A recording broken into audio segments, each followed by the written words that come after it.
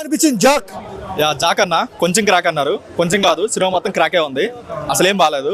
దీనికి జాక్ అని కాకుండా ఏజెంట్ 2 అని పెట్టుంటే మేబీ కొంచెం పబ్లిసిటీ అని వచ్చేదేమో. కంప్లీట్గా ఏజెంట్ షేడ్స్ అయితే మొత్తం కనిపిస్తున్నాయి. అండ్ మూవీ విషయానికి వస్తే మెయిన్గా చెప్పుకోవాల్సింది సిద్ధు యాక్టింగ్ గురించి. తన పర్ఫార్మెన్స్ తప్ప ఇంక సినిమాలు చెప్పుకోవడానికి ఏ ఒక్క పాజిటివ్ కూడా లేదు. స్టోరీ అయినా, స్క్రీన్ పై అయినా, డైరెక్షన్ అయినా, బీజిఎం అయినా, లేదంటే సాంగ్స్ అయినా, లేదంటే సినిమాటోగ్రఫీ అయినా సరే. ఫస్ట్ ఆఫ్ ఆల్ చాలా సీన్స్ కూడా మొత్తం బ్యాక్గ్రౌండ్ మొత్తం బ్లర్ ఉంటుంది. అది ఎందుకు అలా పెట్టుకున్నారు? ప్రొడక్షన్ వాల్యూస్ కంప్లీట్గా అసలు ఏం లేదు, జీరో అసలు. అండ్ సెకండ్ హాఫ్ అసలు ఎటో పోతుంది. అసలు రైటర్ వాళ్ళు ఏమనుకొని సినిమాని స్టార్ట్ చేస్తారో తెలియదు, కానీ కంప్లీట్గా డిజాస్టర్ అవుట్పుట్ అన్నారు. అసలు ఏం బాగాలేదు.